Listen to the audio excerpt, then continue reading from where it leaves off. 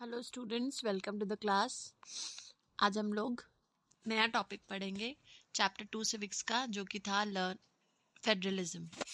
Last video में हमने देखा था डिफरेंस बिटवीन फेडरलिज्म और यूनिटरी फॉर्म ऑफ गवर्नमेंट, कैसे बेल्जियम ने अपनी अकोमोडेशन पॉलिसी से आगे के जो डिस्प्यूट्स थे उसको सेटल कर दिया था। फेडरलिज्म होता क्या है, फेडरलिज्म और यूनिटरी में डिफरेंसेस, ये बेसिक हमने देखा था।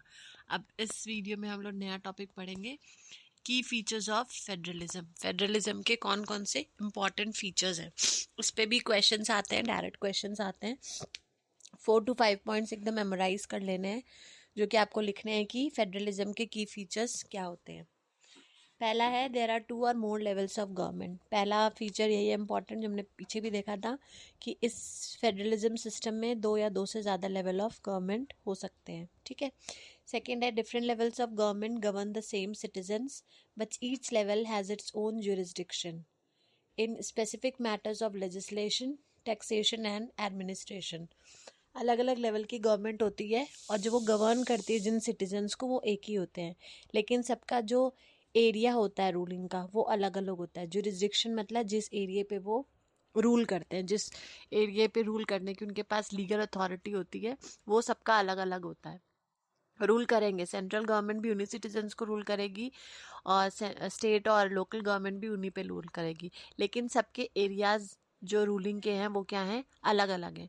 जैसे अगर हम टैक्सेशन का बात करेंगे तो उसका डिपार्टमेंट अलग है, लेजिस्लेशन का अलग है, एडमिनिस्ट्रेशन का अलग है।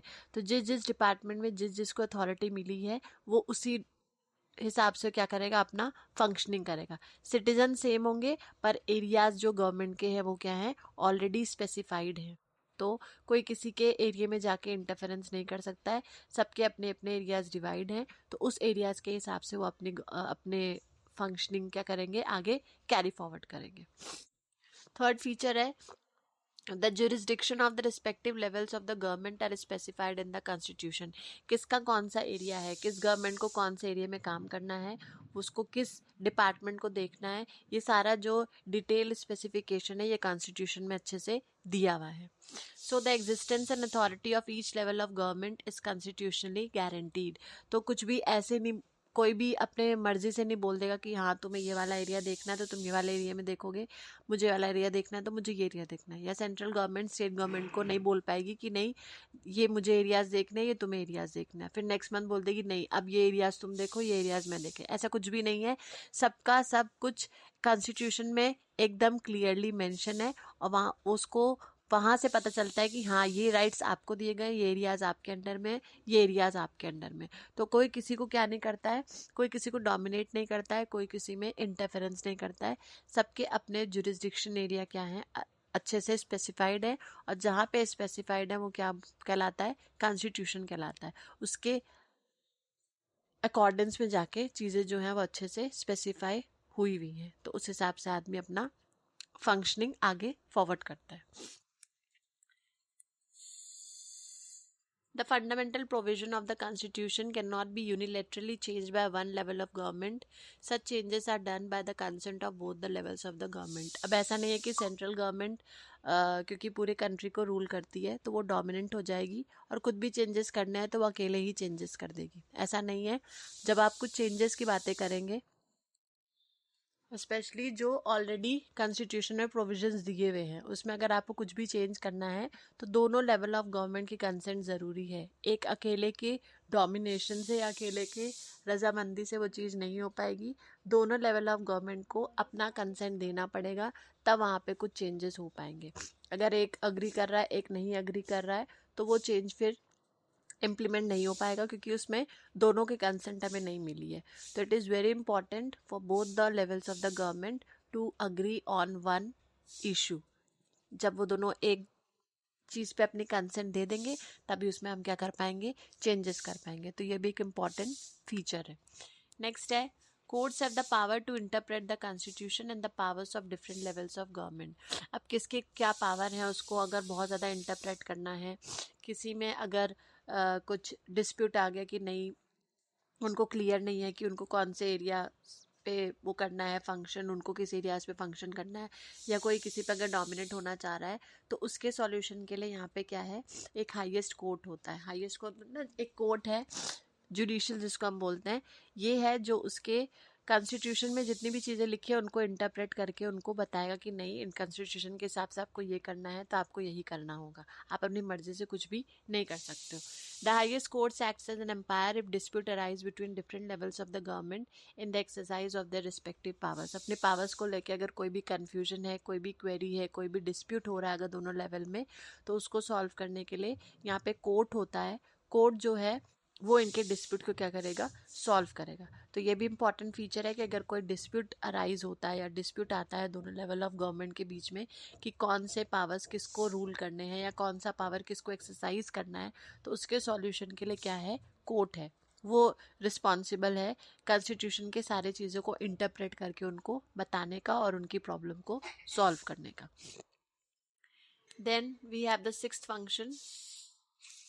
Sources of revenue for each level of government are clearly specified to ensure its financial authority. Functions क्योंकि अच्छे से स्पेसिफाई है कॉन्स्टिट्यूशन में, उसी हिसाब से इनको रेवेन्यू कहाँ से मिलेगा, क्योंकि हर एरिया को चलाने के लिए जो चाहिए बेसिक रिक्वायरमेंट वो रेवेन्यू है। तो ऐसा नहीं कि सेंट्रल जो लेवल पे गवर्नमेंट है उसको पूरा रेवेन्यू मिल जाएगा और वो फिर अपने सबऑर्डिनेट्स को रेवेन्यू बांटेगा। उसमें क्या हो जाएगा, प्रॉब्लम हो जाएगा, उनको रेवेन्यू के लिए वेट करना पड़ेगा, उनको डिपेंड रहना पड़ेगा किसी पे। ऐसा भी नहीं है, इनको फाइनेंशियल ऑटोनॉमी दी गई है, दोनों का अपना अपना सोर्स है रेवेन्यू का कि हाँ आपको यहाँ से आपका रेवेन्यू मिलेगा। तो उस हिसाब से दोनों के पास फाइनेंशियल ऑटोनॉमी है और कोई किसी पे फाइनेंस के लिए डिपेंड नहीं होगा। तो ये भी एक इम्पॉर्टेंट फीचर है। Next, the federal system does has dual objectives.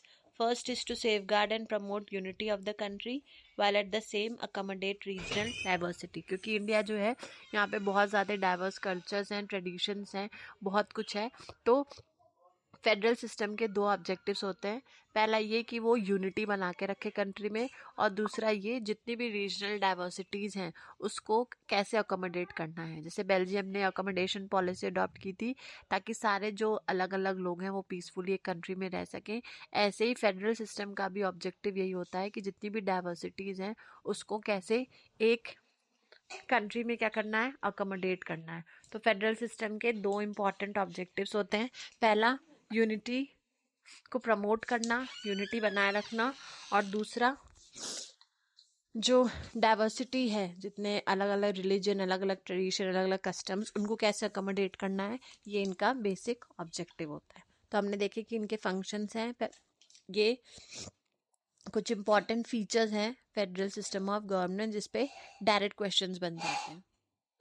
अब नेक्स्ट है, दो इम्पॉर्टेंट एस्पेक्ट्स हैं अगर आपको फेडरलिज्म प्रैक्टिस करना है। Government at different level should agree to some rules of power sharing. इनको पावर शेयरिंग पे अग्री करना पड़ेगा, तभी हम लोग कह पाएंगे कि हाँ ये फेडरलिज्म को अच्छे से फॉलो कर रहे हैं, क्योंकि फेडरलिज्म का बेसिक मीनिंग ही होता है कि जो पावर होती है वो डिवाइड होती है सेंट्रल और उसके बेसिक कॉन्स्टिट्यूएंट्स में तो उनको पावर शेयरिंग से अग्री करना पड़ेगा। अगर पावर शेयरिंग का वो एक्सेप्टेंस नहीं करेंगे तो वो फेडरलिज्म को फॉलो नहीं कर रहे हैं।